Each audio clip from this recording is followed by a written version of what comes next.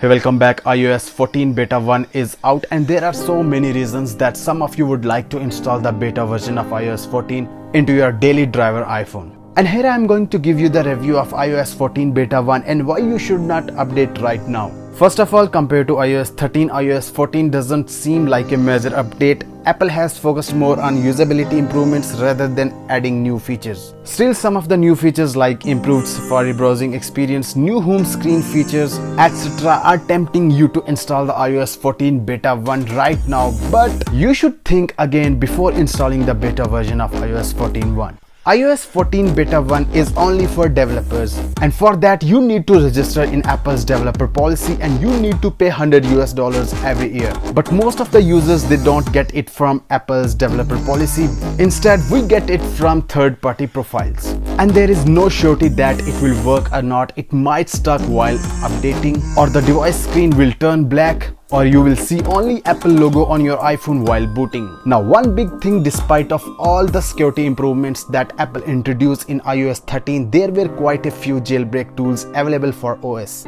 Instead, you can still jailbreak iOS 13.5, which is pretty much the latest release of OS from Apple's, packing all the new features and improvements that the company was forced to introduce due to COVID-19 pandemic. And if your iPhone is running on iOS 13.5 and jailbroken, you should definitely not install the iOS 14 beta on it. This is because Apple is no longer signing iOS 13.5, so you won't be able to downgrade your device back it after trying out iOS 14. These new features in iOS 14 might be tempting, but they are mostly in buggy state right now and definitely not worth giving up on some useful jailbreak tweaks.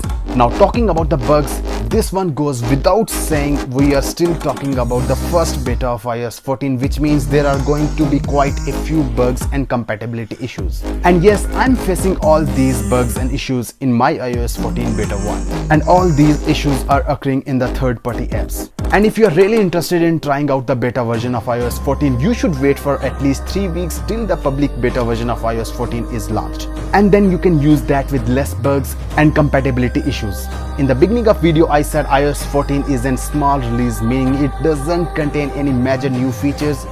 Apart from revamped home screen experience, iOS 14 features are primarily meant to improve usability, and none of features are really big or tempting enough to make one go through the hassle of installing iOS 14 developers beta on their iPhone. So guys, these were some of the things I have noticed in my iOS 14 Beta 1. And yes, the picture-in-picture mode and the new widgets option is finally in iOS, and it makes every iPhone users happy. But I don't think waiting for 2 or 3 months is a deal breaker, and installing the fixed version of iOS 14 will be the good choice for you. So guys, that's it for today. I hope you liked the video. Tell me your thoughts about the iOS 14 in the comment section, and I will see you tomorrow. Peace out.